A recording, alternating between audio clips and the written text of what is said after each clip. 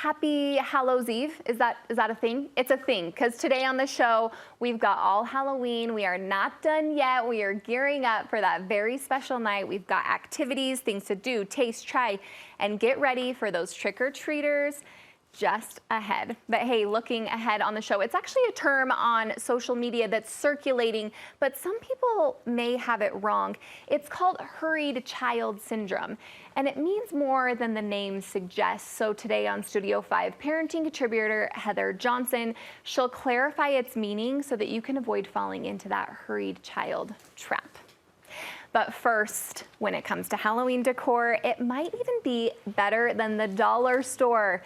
After all, a little vintage charm speaks to the vibe of the season, making treasures waiting on the thrift store shelves perfect addition to your Halloween home. Laurel Harry is here to help us tune our eyes to what we need to look for when we are shopping, hunting, on the hunt at the thrift stores. Exactly. I imagine that it kind of got hard for a while. Everybody wanted to get all the spooky, creepy stuff. Have thrift stores restocked? Are we still being able to find things? I think you just have to go pretty often, and you're gonna find stuff still. Okay, so she reassured me that earlier. I said, I never can find the things that you find. And she said, you need to go often. Exactly. Okay, you need to go often. First, I want to talk about, we're calling it the bones, no pun intended, of what we need to look for when we're shopping. Right, so when I'm going to the thrift store, I feel like I'm not going in with like an exact item I want to look for, because you never know what's going to be there each time. So what I like to do is just like work the aisles, work the thrift store aisles, look for things that maybe you could use in a different way, maybe give it a little makeover and give it those like spooky Halloween vibes. Okay, I love that. Now there's things we can look for that we don't necessarily need to like make over or do anything. They're kind of just like things we can add in. What things can we look for that are easy adds if we feel a little intimidated? Right, okay, so I feel like books. Books are easy, and the older, the more like falling apart, the better when you're looking for Halloween decor. So like I got these ones at a yard sale, I think for $1 each. And they're old, they're falling apart, but that's what you want for Halloween, right? And then they can give the height when you're making like a little, you know, vignette. So other than books, is there anything else we can look for? I like to look for these. They're like actually a paperweight, and I think they so these are just come off of here. Exactly. They're a paperweight. They give this very like anthropology crystal ball vibe. Anthropology sells this really pretty one. I'm like, look, you can just go to the thrift store, get a candlestick, and put one of those on, and it looks. I feel like it just looks like elegant, spooky. Okay, so is this, it says you like to repurpose things. Is there a candle that you made? Yeah, so I made this skeleton in the bathtub. Oh, come on. Isn't that fun? Bud, look how cute. I want to show. Yeah, I actually see these bathtubs randomly at the thrift store often. I think they come with like, when people get like bath and body sets, like a little gift set, people will donate the little bathtub. So I just got like a candle wax set and then put Skelly in there. I'm super into this. This is so cute. And you can find these skeletons at the dollar store. This becomes a really inexpensive Halloween decor item. Absolutely. Okay, and then you also this year have made your own Halloween haunted houses. These are chic. My eye immediately went to these. Tell us how you did it. So I actually saw my friend from Miss Vicious Design on social media. She made them first last year, and I was like, I gotta try that. So these little houses, you see them at the thrift store a lot. Cute. But they're like usually pastel, more like 80s style. So I just give them a little spray paint, a little like gold paint, and then they look, I'm obsessed with this one. Oh, look at very how you haunted house styled vibes. it. I love how you've styled that. That comes together. That's so great.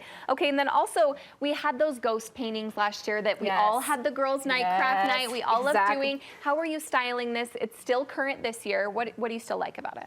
I just think they're fun. They're cute. And you know what? I feel like we've had these around for several years now. And I just see people doing anything, like any kind of art you can find at the thrift store. I've seen people doing. I saw someone take one where it was like a little dog and a boy print they thrifted, and then they turned the dog into a little ghost. Like, isn't that cute? Yes, and you know what I've done? We did one of these for our craft night last year, and we all did these cute, but I was excited to pull it back out. It felt like something that I was proud of. Yeah, because you kind of added your own spin, right? I added my own spin. I was excited to put it back on the shelf, which I can imagine we feel about all of these things when you find it, when you take the time to truly like go out and look and search and then style it in your own way. That speaks to your passion. Yes, and it makes me excited to bring all the things out that I've just collected myself over the years.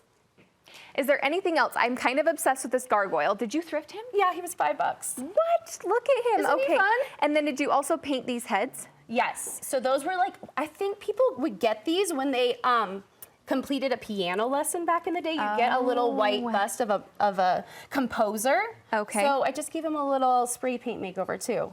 And with these candlesticks, I feel like candlesticks can kind of be tricky. There's a ton of them, but the way that you add and collect them, is there a certain tip you can give on pairing our candlesticks, or if there's anything we need to look for when we're looking for candlesticks? I like different, I love the brass because I feel like it's very holiday, can transition into Christmas. But I don't know, candlesticks are a staple at the thrift store, so I just look, see what just looks pretty, and then I do like to add different things to the top besides just candles. That I think is one of your best tips. Is the candlesticks have so much versatility.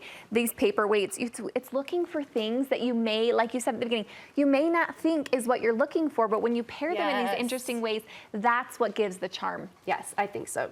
Okay, now we're not going to give away all your secrets. We won't do that. But is there one or two places that you can direct us that people can go look for these vintage finds? Yeah, so here in Utah, I love the Deseret Industries thrift stores. They have the best prices, and I feel like they have the best variety of items. Yeah. And then I'll also go to the Goodwill and then Savers. Okay. So those are my 3 staple stores I go to their different locations. Staples that we all have around our neighborhood. Yeah. Wow, this is so good. I feel inspired. I'm going to add a few more things before Halloween. Where can we follow along with you on social? So I have a home decor page at the house that DIY built, and then I do sell some of the thrifted finds on @Wicker Picker Vintage. Wicker Picker Vintage. Okay, thanks so much, Laurel. Thank you.